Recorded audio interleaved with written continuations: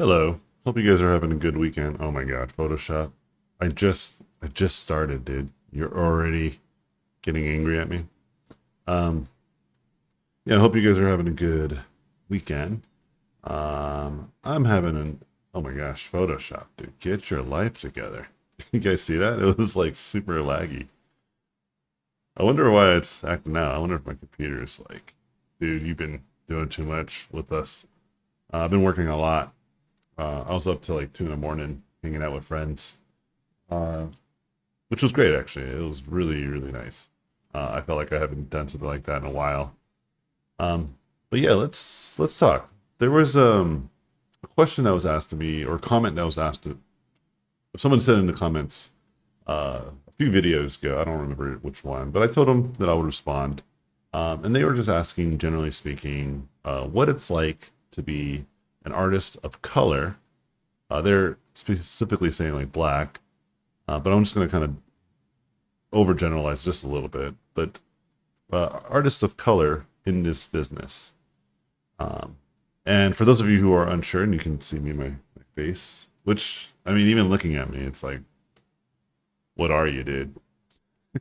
you know, um, I am half black, half Korean, and uh, this question, in terms of like what it means to be a person of color, I have several comments, and I think what I'm going to do, because this is one of those types of topics that I think can go all sorts of ways. And I think I made it clear in several videos that I am not interested in making myself a commentary video about kind of state of the world, maybe the state of the industry. If there's some topics that are a little bit more hard hitting, sure, maybe I'll talk a little bit about them if it makes sense. If it makes sense too.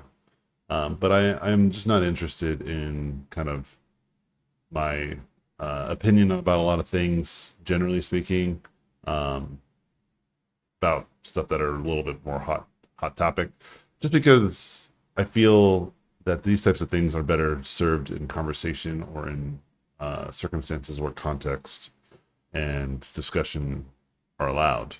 Me just talking while I'm painting for the next 15 to 30 minutes, depending on how long I talk about this, just doesn't seem like a great venue for this type of conversation. Like I like to have these types of discussions sometimes when we're hanging out at bars and events, and people have strong opinions too, and we can kind of like hash it out. I think that's just a more healthy way to engage in this. So I'm gonna approach this a couple ways. I'm gonna talk about my personal and professional experience um, only, and then I'm gonna talk about just like what I think about some of the comments from probably the most egregious perspectives that I would like to say out loud, that I think are generally frowned upon, and explain why I think it's smart to understand that some of these perspectives are just not widely accepted, at least in our industry.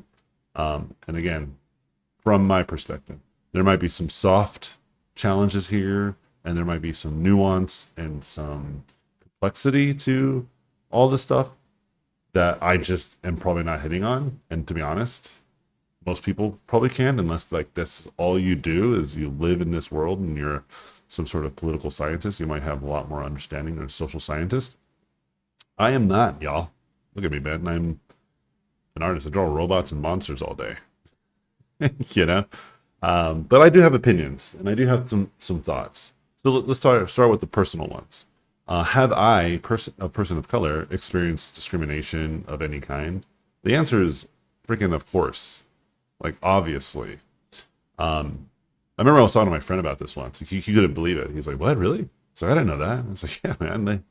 I got pulled over like every other day. It felt like when I used to live in Irvine, and I think that changed slowly but surely because what ended up happening, more people from India started moving into the neighborhood, and so just more brown folk just started to just be populating the community, and so I didn't stand out as much. Uh, you know what I mean? And it was funny. I remember one time I dropped off my daughter at school, and I was talking to another dad, uh, absolutely from India. He's like, "Yeah, I'm here for aerospace engineering," I was like, oh, that's crazy, man. Yeah, I just draw stuff for Sonic the Hedgehog, you know? And he was like, but he thought that was really cool. He was like, oh, dude, you like an artist for movies? Like, that's super cool. And I was like, yeah, sometimes movies, sometimes video games and music videos. It is really cool. I enjoy it very much. And he was just like, yeah, cool. Like, talking to me about aerospace engineering. And I was like, that's actually super cool too. I like that as well. And it was a really cool conversation. And I was like, all right, well, I'm going to go. I want to go say goodbye to my daughter. And I remember looking up and then not seeing her. And that threw me off because I was like, wait a minute. In the past, it was just very easy to spot my daughter in the crowd. And I was like, wait, there's a lot of little brown girls running around. So I was completely shocked. And I kind of got nervous. So I was like, wait a minute, I lost her. But I found her and I was like, okay, bye. Then she went to school and it was great. Um, but yeah, I'd get pulled over a lot of times. I remember my driver's license one time I got pulled over. It was allegedly suspended, but because my name is pretty common and because this person just assumed I was a criminal, like I had to like go to courts and sort all that stuff out. It was so weird. Um, but I would say these are like I never felt traumatized by these experiences. I felt incredibly annoyed. I felt like this was obviously stupid and idiotic. I've seen some experiences even with my friends who are gay. I remember at one time I was dancing salsa with my close friend, and somebody, like in the crowd, some old lady gave us some lip. It's like, you're a disgrace to dance, and I was like, what? And I got super aggro. But then my friend's like, don't beat up an old lady, and I was like, I'm not gonna beat up no old lady. I'm just gonna yell at her. So stuff like that absolutely happened in my life, you know, tons of times, but not enough that I lose sleep over it. Not enough in my life that I felt that the world was really like this.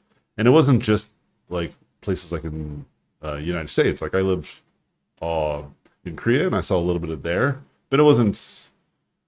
Again, it wasn't crazy, and I don't want to make some comments about Korean people being racist. It wasn't like that at all. It just was like, yeah, I'm just different. I just stood out. And I think this is pretty normal to understand. And I think whenever people have the perspective of, hey, racism is incredibly rampant, and people like us that have just a different complexity of the norm are going to have a harder time in general. I have some thoughts about that. But I think it's just complicated. It's not as simple as thinking that it's that or this, you know. And then I have seen examples of people saying that okay, so some people say that there's no racism at all, and then there's other people saying that there's racism everywhere, but then there's people saying there's no racism at all, and I'm just like, what? Like that's also categorically false. Like it's crazy that everything these days seems so black and white, pun intended. Like it's either or. Like there isn't some nuances to a lot of what's going on in the world, and a lot of things that are just obvious if you just stop and think and don't kind of try to fit into a category because of a specific team that you happen to align with mostly. So then you have to kind of fall for every instance of what might be the talking point. Like I feel like it's like a video game, like Mass Effect. Whenever I talk to people sometimes, where it's like a dialogue tree that you say one thing, and then they'll like just go through like all the predetermined things to talk about, and I'm like just like trying to snap them out of it, like no, dude, just think about it a little bit more. Like let me put to you this way in terms of those who might be thinking that there isn't any kind of discrimination. And I have a strong feeling a lot of people who watch me aren't this naive. But for those of you who might, maybe this will help give you some insight of how I think about this. Let's take something that's a little bit less controversial, like people being attractive. There are actual and absolute cases that people that are more attractive get like less criminal sentencing than people that are people that are more attractive get less criminal sentencing than people that are less attractive.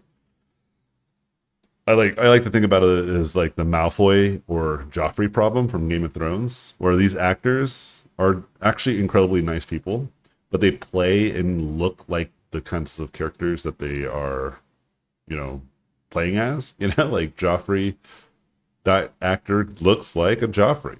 That's why he was casted. He kind of fits the part.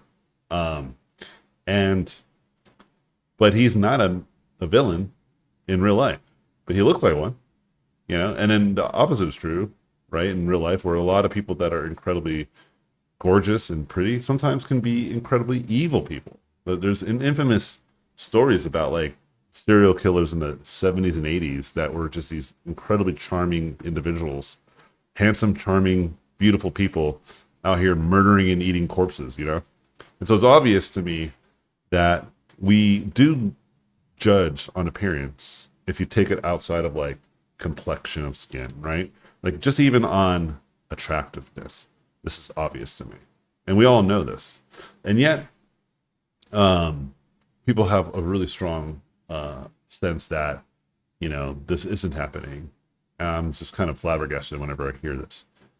But I do also think that coming from the perspective, and again, this is all personal. This is my personal feelings about what's going on here. Like having the perspective that everywhere we go is just incredibly impossible to navigate because of the color of our skin. That is also a little bit more nuanced. For instance, my father is a very successful computer engineer in the Air Force, and he's been one of the most highly decorated individuals in that, and he has succeeded, and he was able to overcome a lot of the adversities that were around. He was 18 years old when I think Martin Luther King got assassinated. So he was around during times where there were actual, like on paper discrimination, and yet he was still able to find ways. And as a consequence, I was able to see kind of a lot of great examples of what I can do. And he always put technology in front of me at a young age, so I was able to always kind of be ahead of the curve that way. But I saw that a lot of his challenges that he encountered were mostly just basic social economic stuff. He always found ways to kind of circumvent any of that kind of more civil and discrimination by just hard work. He worked really hard. And although I don't think that there is no uphill battle that might have been happening on his behalf, I am absolutely not making that case. I'm just saying that it's not nearly as challenging as it might have been in the past. But as I said, it's definitely not that long ago either. Like I said, my father was 18 years old when Martin Luther King got assassinated. Like, if you really start thinking about it, that shit was not that long ago. So to think that there isn't any level of discrimination still is naive. And I think if you think everything and all things are incredibly racist, then it's like it's the whole boy who cried wolf situation. Then you're not really being as surgical as I think people ought to be, because there are things that I think we can address. So, for instance, on my professional career, I have never experienced, as far as I can tell, maybe there was, and I just didn't see it. Maybe I am just stupid and naive. Maybe somebody was just like straight up racist to me, and I just didn't know it. But in terms of like my ability to navigate this world and to succeed in this business, always felt merit based. I was always able to lead with my art. I was always able to show something like this, and people would get excited about it and hire me. And that's still true even to this day. And I always thought too, like, if you want to try to make the best types of projects, it's incredibly racist, or sorry, it's incredibly bad business to be racist or to discriminate, right? If you only want to have a pool of talent that comes from kind of this very prescribed group of people in any direction, it seems like it's just bad business altogether. Diversity is absolutely, as much as people might have some opinions about diversity hiring, whatever that might be, at the end of the day, diversity is an incredibly powerful tool for incredible content. I think a lot of times why it gets a bad rap is because some projects that are just clearly panderous, like they're pandering to a very specific kind of perspective, which I agree. It's like it's a little too pandery, you know. It feels disingenuous. It doesn't feel authentic, and I think that's the problem. The lack of authenticity, you know. And so, why is it then? Because this is a very interesting perspective that I have on this as well. Then why is it then that when you look at our industry, there are very few people of color, especially in the higher ranks? This is actually absolutely true. I remember we went to Lightbox one year, and it was like a dozen of us that were like black folk. That were like, again, like some of the premier artists and illustrators in our business. And we were like all at one table. We're all just talking. And I was like, we got to separate. Like we got to spread out. Because if somebody comes in here and sets the building on fire, then all the black artists are going to be dead. Like we're all here. We got to spread out a little bit, you know. And it was like a room of a few hundred people, and there was only like maybe to be generous, a couple dozen of us, you know. And this is no shade to the organization. I'm not making any implicit like claim here. I'm not implying anything. What I'm trying to say is that is a phenomenon that I think people latch onto. They see that and they think to themselves, like there must be something nefarious. But I've come to learn that it's not as nefarious. Like I've never been in a meeting where we're like, hey, we gotta like not hire folks of color. You know what I mean? Like that just never happened. Hey, let's not hire women. Like that's just not a thing. You know? And if it is, like if there is a room somewhere where people are doing that, I just haven't been in those rooms. And I've been in a lot of rooms. And I always tell people like what ends up happening is that the vast majority of portfolios that we look at are just portfolios that are of good artists, you know? And I do go out of my way to try to find people that might be hidden in the rough, like people that I believe have the skills and have the merits to do the things that we're looking for, you know? But perhaps they're lost, or perhaps they are misinformed to think that they don't have a shot because of stuff like this, which is a really like terrible thing to even imagine, that people think that because of the way they look, they have no shot. And in reality, they're incredible. I've had students that would show up in my class, have incredible work, and they're like, I'm no good. I don't deserve to work in this industry. And I'm just like, what in the world? I remember I had an artist, I applied for them. And again, just showed their work to one of my buddies who was hiring. And he's like, dude, this person's amazing. Like, have them submit their portfolio. So there is something that happens where a lot of people kind of create these arbitrary barriers that might not actually be true. But there's a lot of truth to think about and a lot of like correlation, it appears. So that makes it seem like it's true. But I'm trying to see if I can help y'all know that if you put your artwork out there and you don't show your face, then there is like technically no way that people would even know that this is the case. You know what I mean? So even if that is your argument, and even if it is entirely true, it makes perfect sense to me. Then just show your work, because your work will carry you to success. This I can guarantee. If you have great work and you let people know you have great work, they will not care of your background, at least the smart ones. There might be people that are, oh, wait a minute. Is this a person that I have strong prejudice against because of the weight? Like, that's just idiotic. Nobody who wants to run a successful project will think this way for long periods of time. And every time somebody does talk this way, why would you want to work with that individual anyway? And so I have great stories about where I've seen incredible artists. I remember this one artist, and I'll keep their name nameless. I'll keep them anonymous, just because I don't know if they would want to let people know this. But they told me once, like, how they were afraid of something like this. They were female artists, and they put their artwork out there, and they just had a basic name that was pretty. I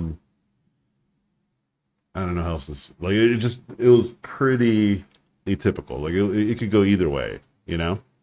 But no, that's not the word I'm thinking about. Just like it was genderless. Like you can kind of, like a name like Jamie could be a man or a dude, or a man or a woman.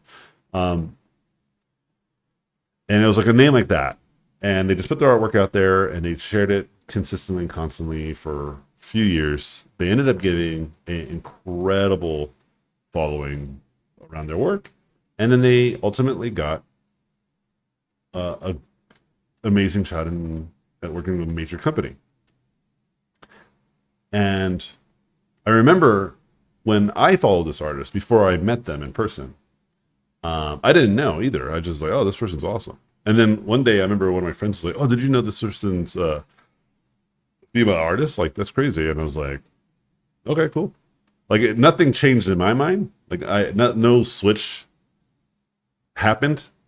I was just like, oh, okay, now I just know the gender, but it really had no effect on me. I was just like, cool, you know? And then I met them and they were awesome, really nice people. And they taught me a lot about how to be a great artist. You know, I learned a lot from them because at the end of the day, they're a freaking awesome artist. And that really matters to me. And I think that if you are hung up on what does it feel like to be a Black artist in the industry, I think there are two ways to go about it. There is absolutely the way that I kind of go about it, which is relatively neutral, but lead with empathy. You know, I try to be empathetic to those who might not have this confidence, might not have this certainty, and they feel that it's much harder and it might actually be much harder. So I lead with empathy, but I say relatively neutral. Let me get more facts on the ground, and then that will help me decide how I will behave accordingly, you know? But you can either approach it that way, and then if that's the case, then do what I'm suggesting. Just put your artwork out there and share it and let people know that you're a freaking badass and you deserve a shot for no other reason because you're just a badass. Or you can approach it like some of my good friends who are very, very aware that this is something that they want to change. They want to increase the types of people that can make these cool projects. Because again, I agree with this premise that more diversity is actually an incredible thing. And I'm not sure why people are out here thinking that it isn't.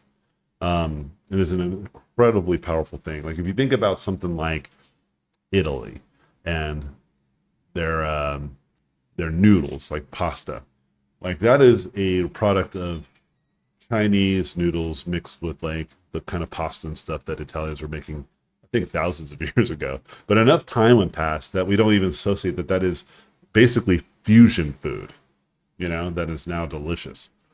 You know what I mean? And a lot of food, there's dishes in Korea during the Korean War. As a consequence, a lot of the Korean soldiers were basically finding whatever they can find in the trash, like American trash, and they would basically create like spam, hot dog, kimchi type of soup. I forget the name of it, but it's like delicious. And now it's a kind of a interesting staple food in Korea that is also a fusion food. When I used to be in LA and go to food trucks, they would have like Korean barbecue tacos. And if you're telling me that doesn't sound awesome, then maybe we just disagree on a fundamental level of what diversity means. But that's the kind of stuff that diversity can bring, and we need more opportunities for that.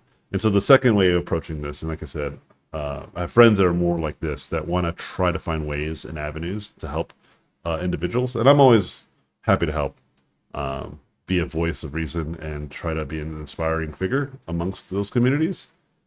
Because yeah, I love helping people regardless. You feel me?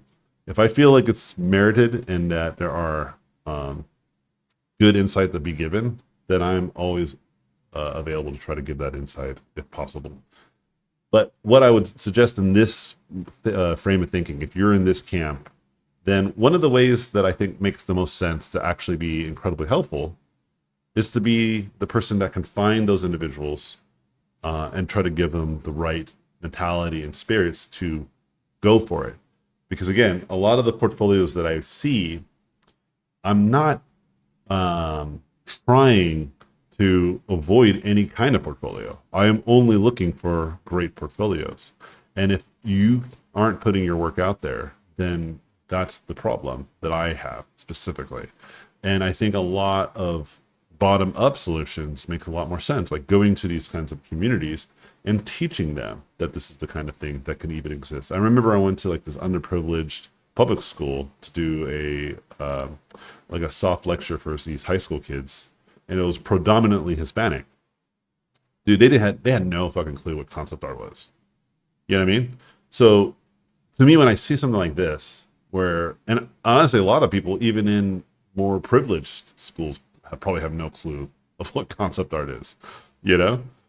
Um, but if you think about it like this, it's like, it's not just that there aren't people that look like me, like, because there's like no opportunities. Like, no, it's some people that might look like me don't even know these opportunities exist, you know? My wife's from Nicaragua. We live in Nicaragua, and I can promise you these people have no idea what even it means to work in the film and game industry. They don't have one, you know? So there's a part of me that thinks that a lot more solutions that could help are grounded in the ladder of like falling or finding the communities that are underserved and to try to serve them. So me, for instance, putting out videos that are not directed to anybody. I'm just like putting them out there on YouTube, and it's there. If you're a person from these privileged or underprivileged or privileged communities, you can watch this, or from different countries, you can watch this video and realize like, wait, maybe I do have a shot. Maybe I have an opportunity. And so then I might have done my part for whatever that might look like for those people. And that to me is exciting. But I think if we're really gonna get a little bit more spicy with how do we think about this, and think that we're gonna try to make a lot of changes from the top, this part I am unsure of. Not because I don't think there are people on the top that are trying to do this. I'm just saying that at the end of the day, people are highly focused on their bottom line, and whenever you're highly focused on making more money and profits, whether it's for the right reasons or not, you know, you just are going to have blind spots. I've seen it, you know, and those blind spots typically never align with what I believe is morally right anyway. And this is agnostic to gender and race and all this stuff. There's like just on a social economic level, I have some harsh criticisms of what it means to, you know, be a large entity, you know? And so if I had to make a comment of what it's like for me personally to work as a professional artist of color, I just don't think about it nearly as much as maybe I should, but it's just the truth. And if I was to tell you anything else, I would be lying, you know? I am not at all making a statement that people aren't experiencing this. In fact, I have a great example. One of my close friends, incredible artist, does so much for the community. He's doing really well, so well that he's getting exposed to larger and larger like swaths of people on the internet. And as that happens, you're going to find people that are definitely not awesome. And he was getting incredibly racist comments. It was like, I've never seen it for myself, let alone see it from my close bud. I was kind of shocked. I was like, dude, what? And he's like, I'm doing good. And, you know, hate is going to be hate, you know? But it was very much front and center, and it could be a consequence of the climate today. I think a lot more people are a little bit more emboldened than they need to be. But, you know, there are bad folks for realsies. And to me, it just wasn't the case. I haven't seen it. At least not yet. It's not too late. Maybe if I become an incredibly popular YouTuber as a consequence of putting videos out all the time, people might be coming after me. But I have a pretty thick skin. That kind of stuff doesn't bother me because I know it's incredibly stupid. It's really shallow, and it has no merits in the argument. Like, I have nothing to even respond to, if you know what I mean. Like, there's nothing, there's no tooth to it. It's like calling someone like a poo-poo pants. Like, you're a little poo-poo pants. Like, okay. Like, it's incredibly childish. And so if you want to argue the merits of my works, and you want to argue the merits of who I am as an individual, think there's probably more opportunity for that. But if you're gonna go after just because I need more, I need it. I can go outside. I don't get sunburned nearly as easily. Uh, okay, like I have nothing to tell you. And so, yeah, hopefully this gives some of you guys a little bit more insight. Somebody asked in the comments, and I felt the need to answer. I didn't want to leave it unanswered.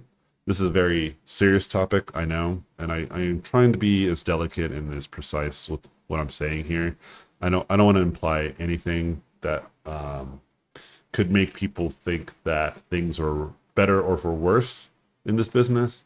I can only really speak to my personal experiences. I can speak to some of the anecdotal examples that I've seen. But at the end of the day, I am no political scientist. I am no social scientist. I don't have that much of a background in anthropologies and cultures and all this stuff. But what I do know is what I do know, you know? And if you are one of those people that were really concerned that there is some sort of current you're fighting against, I am not going to say that there isn't. But what I will say is that there are definitely strategies, even still, even if you're right, even if there is this wild current that I just somehow was able to avoid. There are other strategies, like the example of the female artist I mentioned before, where you just make cool art. You can make a complete alias. I think even to this day, I don't know the name of Sparth. And I love Sparth. I don't even know what he looks like. You know what I mean? So this is one of those things. I do know it's a dude, though. I think I saw his name once, and I was like, oh, okay. But I can't think of it off the top of my head. And so to me, it's just one of those things where there are ways, even if what your worst fears were to be true, there are ways to circumvent that. I truly believe.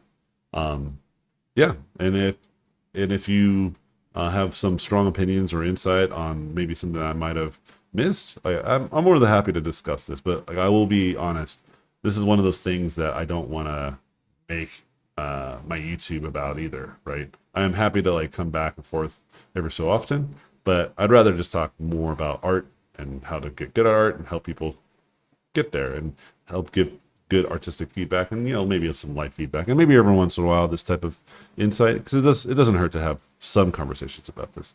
And I do believe that people these days probably aren't getting enough sensible insight and some kind of rational thinking through this.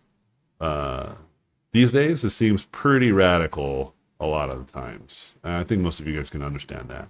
And at the end of the day, I'm just like, when I just encounter people day to day, I just don't have these types of freaking crazy discussions. It just doesn't happen. And so I would just be lying if I'm like, yeah, it's crazy out here, man. I've never been in those situations.